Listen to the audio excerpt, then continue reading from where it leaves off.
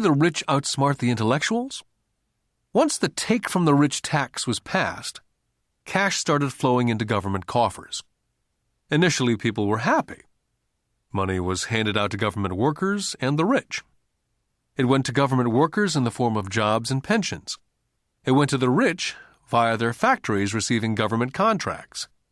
The government became a large pool of money, but the problem was the fiscal management of that money. There really is no recirculation. In other words, the government policy, if you were a government bureaucrat, was to avoid having excess money. If you failed to spend your allotted funding, you risked losing it in the next budget. You'd certainly not be recognized for being efficient. Business people, on the other hand, are rewarded for having excess money and are recognized for their efficiency.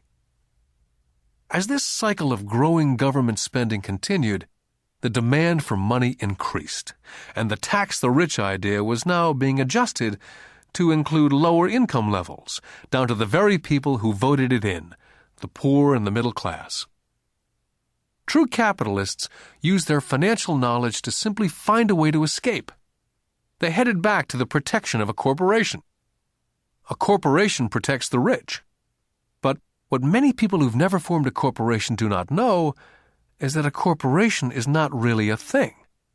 A corporation is merely a file folder with some legal documents in it, sitting in some attorney's office registered with a state government agency. It's not a big building with the name of the corporation on it. It's not a factory or a group of people. A corporation is merely a legal document that creates a legal body without a soul. The wealth of the rich was once again protected. Once again, the use of corporations became popular once the permanent income laws were passed, because the income tax rate of the corporation was less than the individual income tax rates. In addition, as I said earlier, certain expenses could be paid with pre-tax dollars within the corporation. This war between the haves and the have-nots has been going on for hundreds of years. It's the take from the rich crowd versus the rich. The battle is waged whenever and wherever laws are made. The battle will go on forever. The problem is, the people who lose are the uninformed, the ones who get up every day and diligently go to work and pay taxes. If they only understood the way the rich play the game, they could play it too. Then they would be on their way to their own financial independence. This is why I cringe every time I hear a parent advise their children to go to school so they can find a safe, secure job. An employee with a safe, secure job without financial aptitude has no escape.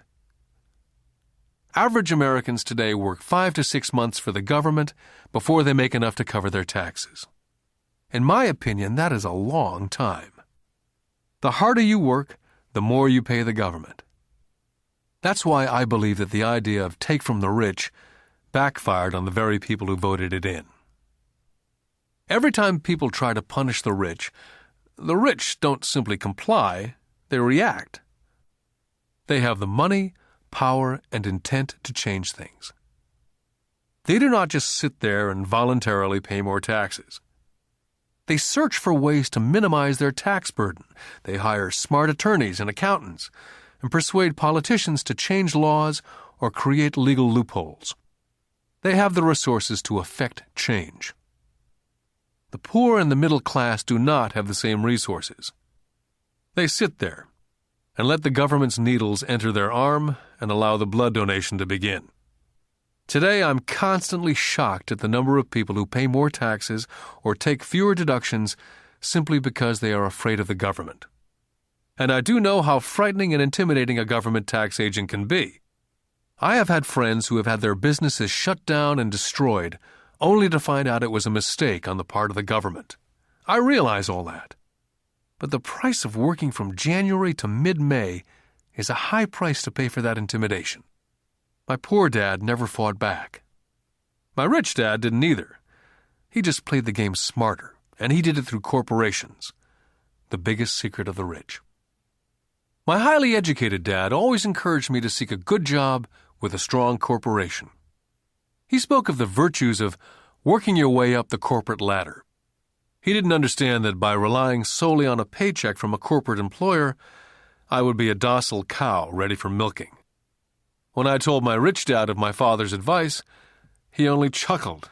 "Why not own the latter?" was all he said. As a young boy, I didn't understand what Rich Dad meant by owning my own corporation. It was an idea that seemed impossible and intimidating. Although I was excited by the idea, my youth would not let me envision the possibility that grown-ups would someday work for a company I would own.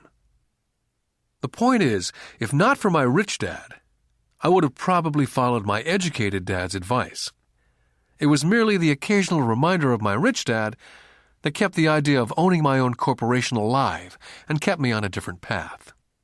By the time I was 15 or 16, I knew I was not going to continue down the path my educated dad was recommending.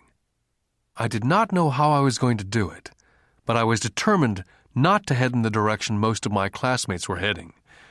That decision changed my life. It was not until I was in my mid-20s that my rich dad's advice began to make more sense. I was just out of the Marine Corps and working for Xerox. I was making a lot of money, but every time I looked at my paycheck, I was always disappointed. The deductions were so large, and the more I worked, the greater the deductions. As I became more successful, my bosses talked about promotions and raises. It was flattering, but I could hear my rich dad asking me in my ear, "Who are you working for? Who are you making rich?"